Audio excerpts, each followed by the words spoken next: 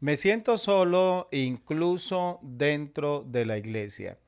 Bien, era un miércoles 14 de diciembre por la noche y como de costumbre la iglesia estaba abierta para el grupo de estudio bíblico. Los hermanos se saludaban con abrazos y risas y el ambiente era cálido. Sin embargo, la hermana Rosa, una mujer de unos 50 años, se sentía extraña.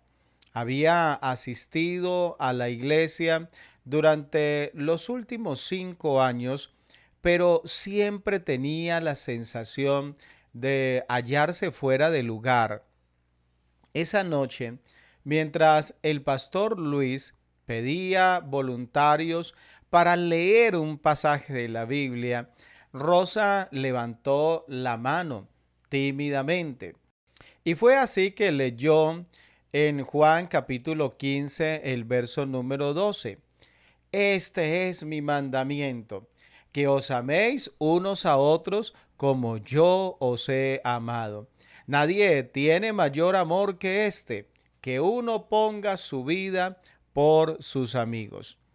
Al terminar, la voz del pastor resonó con gratitud, pero Rosa no pudo evitar pensar en lo irónico que era.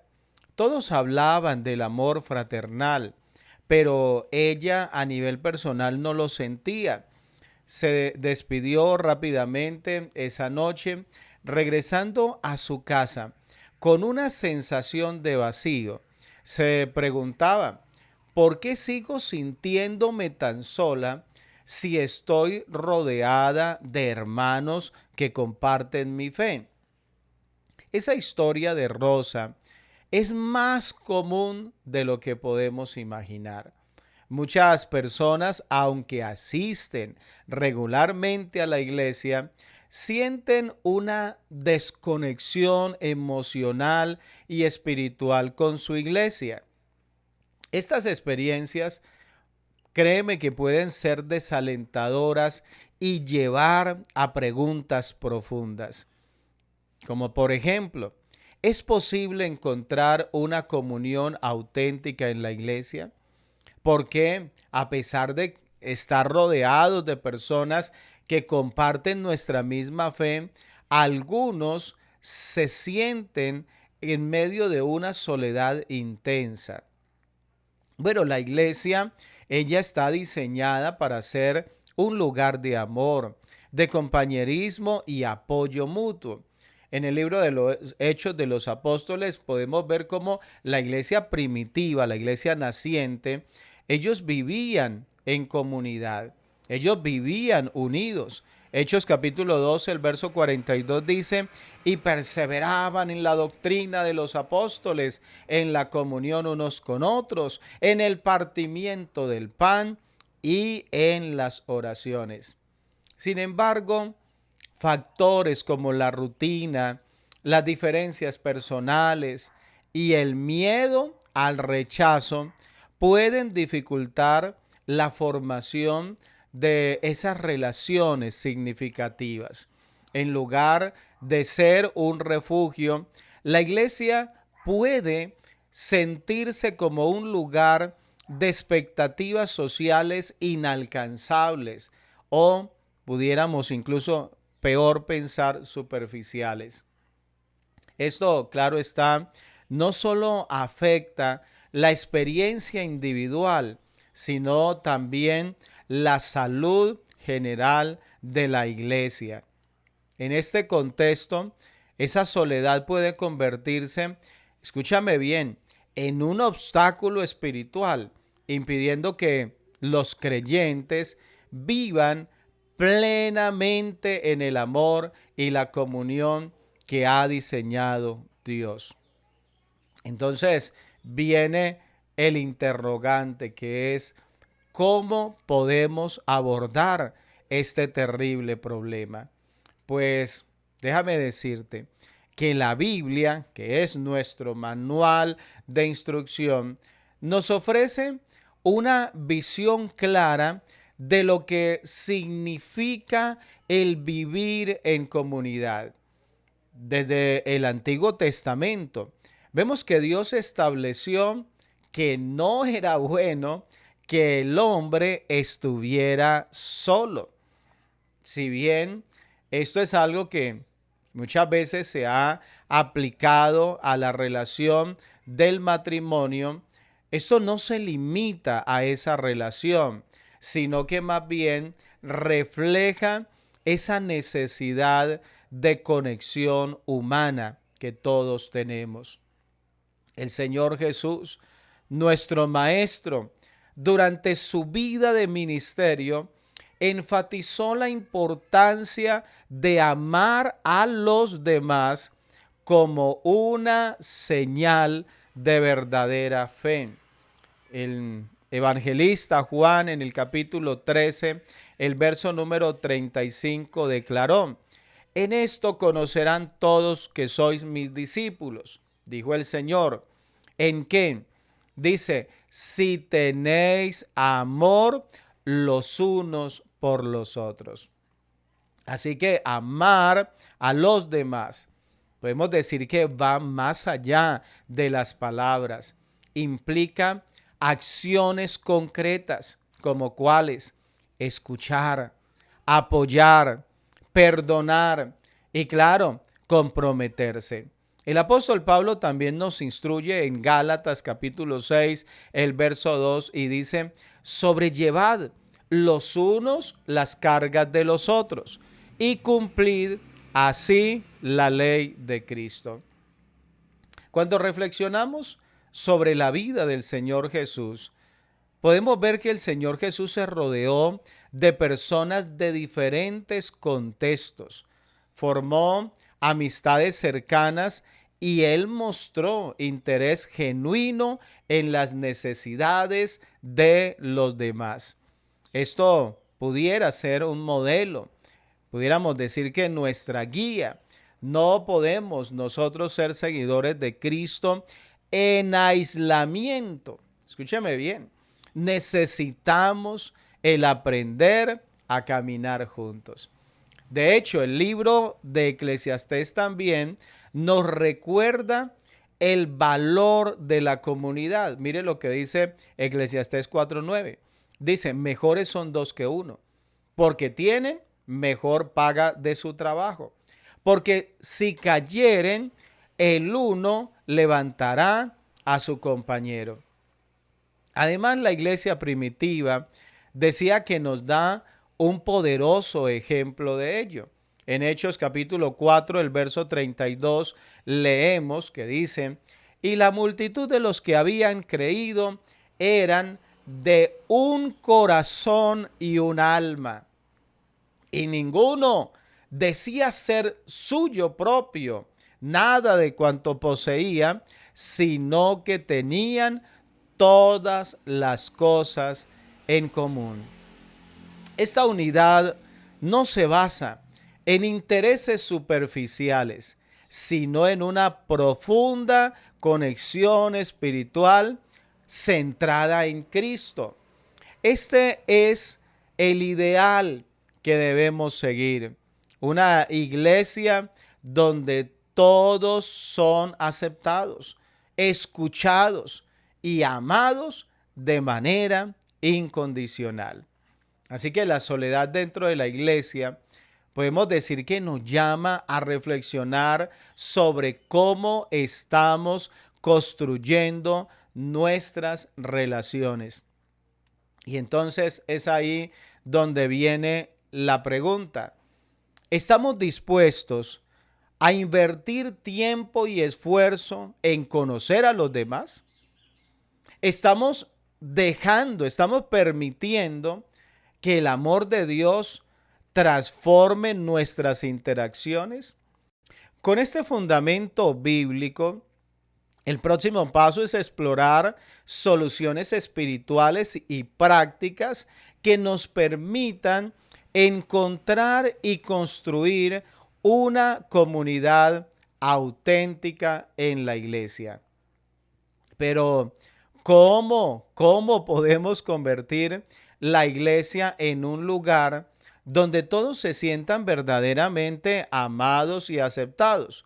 Pues déjame decirte, la respuesta radica en que sigamos el modelo de Cristo y permitir que el Espíritu de Dios guíe nuestra vida. Como anécdota complementaria, encontramos lo siguiente. Un domingo, después del servicio, mientras algunos hermanos conversaban en la cafetería de la iglesia, Jorge, un hombre de unos 35 años, se acercó a su pastor Luis con una sonrisa tímida. Habían pasado meses desde que Jorge había comenzado a asistir regularmente a la iglesia, pero siempre parecía mantenerse al margen de las actividades. Sin embargo, ese día decidió compartir su experiencia. Pastor, tengo algo que confesar, comenzó Jorge. Por mucho tiempo me sentí invisible aquí. Pensaba que todos estaban ocupados con sus propias vidas y que seguramente nadie se daría cuenta, incluso si yo dejara de venir. Pero hace unas semanas atrás, la hermana Clara me invitó al grupo de oración de los jueves. Fui con ciertas dudas, pero descubrí algo maravilloso. Alguien me escuchó. Me sentí visto y valorado por primera vez en mucho tiempo. Ahora no me pierdo ni una sola reunión. Así que el pastor, muy admirado, lo animó y lo felicitó por tomar ese primer paso. Jorge, dijo el pastor, es que tú eres parte importante de esta familia y me alegra saber que Dios está trabajando en tu corazón. La iglesia, de hecho, no es perfecta, pero cuando nos abrimos, el amor de Cristo, Él puede transformar nuestras relaciones. Claro, desde ese momento, Jorge comenzó a integrarse incluso en diferentes ministerios que tiene la iglesia. Su testimonio pronto inspiró incluso a otros hermanos a ser intencionales en conectar con quienes, así como él, podían estar sintiéndose solos. Así que esta historia, la historia de Jorge, nos muestra que encontrar comunidad en la iglesia es un esfuerzo mutuo. Escúchame bien, es un esfuerzo mutuo, tanto personal como colectivo. Así que quiero compartirte algunos principios espirituales por la palabra de Dios que pueden ayudarnos a construir esas relaciones significativas. El primero de ellos, tendríamos que hablar como la base fundamental, es la intencionalidad en el amor. El amor cristiano, escúchame bien, él no ocurre ni se da de manera automática. Debemos de saber que requiere de una acción. Mira lo que dice el apóstol Pablo en la primera carta que escribe a los Corintios, el capítulo 13. El apóstol Pablo describe las características del amor, diciendo que es paciente, que es bondadoso, que no busca lo suyo y nunca deja de ser. Este tipo de amor no solo es la base de nuestra relación con Dios, sino también de nuestra relación con los demás. Jorge, él encontró conexión porque alguien tomó la iniciativa de invitarlo. Así que como iglesia debemos estar atentos a las necesidades de quienes nos rodean y dar ese primer paso. Incluso si eso significa el salir de nuestra zona de confort.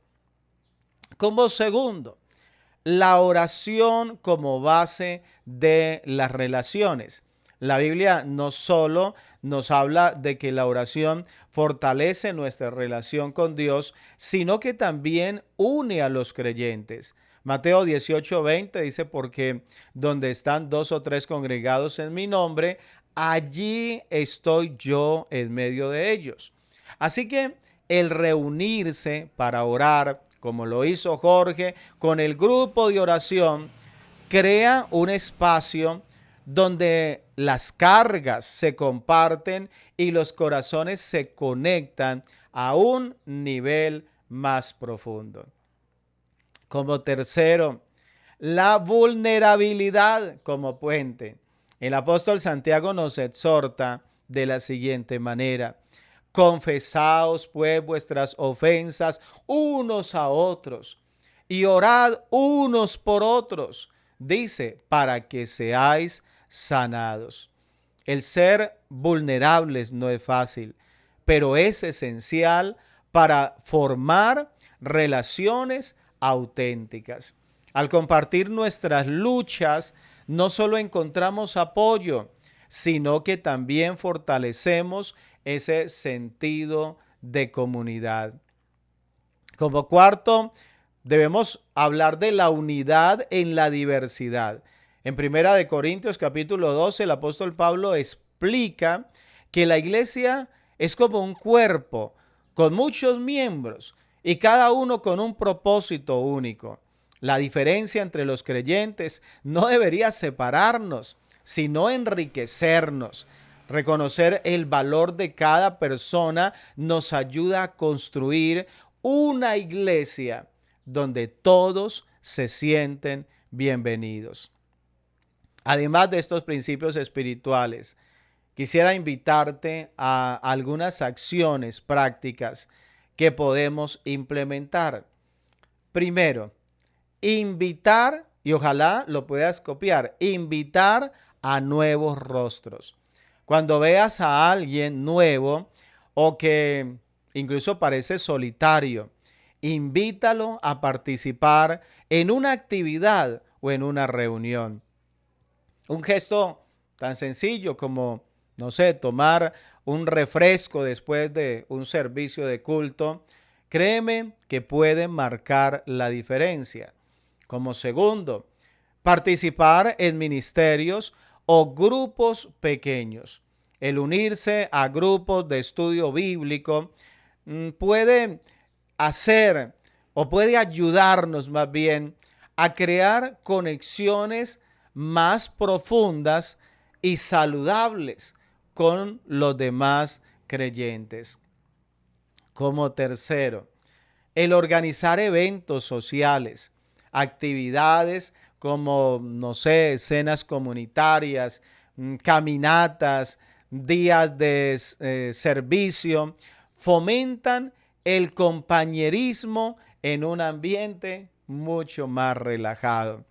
Como cuarto y muy importante, aprender a ser un buen oyente.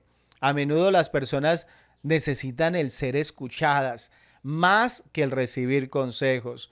Practica la escucha activa, mostrando interés genuino en lo que los demás comparten. Como quinto, pedir a Dios sabiduría y valor. Escúchame bien. Pedir a Dios sabiduría y valor. Orar por dirección para identificar a quienes necesitan apoyo y por el valor para acercarnos a ellos. Dios puede usar incluso nuestros pequeños actos de obediencia para impactar vidas de manera significativa.